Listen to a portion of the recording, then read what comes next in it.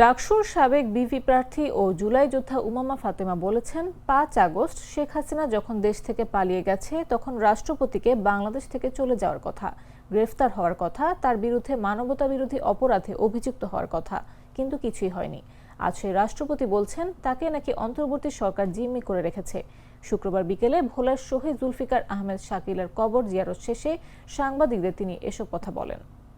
৫ August যখন শেখ হাসিনাকে বাংলাদেশ থেকে বিতাড়িত করা হয়, ওই সময়ে কিন্তু রাষ্ট্রপতি শাহাবুদ্দিন চুপ্পুকেও বাংলাদেশ থেকে চলে যাওয়ার কথা, তার গ্রেফতার হওয়ার কথা, তার যেখানে মানবতা বিরোধী অপরাধে অভিযুক্ত হওয়ার কথা। সে জায়গায় আমরা দেখছি যে রাষ্ট্রপতি আজকে তিনি নানানভাবে স্টেটমেন্ট দিয়ে বেড়াচ্ছেন যে অন্তর্বর্তীকালীন সরকার তাকে জিম্মি করে রেখেছিল। তিনি ওপেনলি কথা বলছেন, ওপেনলি ঘোরাফেরা করছেন, এবং যেটা আসুন আমাদের যে বর্তমান সরকার তারাও দেখা যাচ্ছে রাষ্ট্রপতিকে ওই অ্যাক্সেসটা দিচ্ছেন।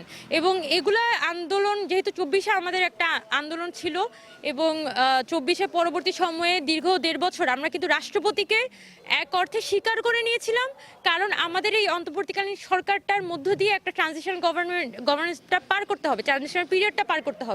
এই জায়গা থেকেই আমরা শুধুমাত্র রাষ্ট্রপতিকে মেনে নিয়েছিলাম। এর থেকে তো কোর্ট থেকে বেশি নৈতিক ভিত্তি তো আসলে রাষ্ট্রপতির নাই। বিকাশ পেমেন্টে ১০,০০০ টাকার বেশি অফার, শপিং চলছে তো।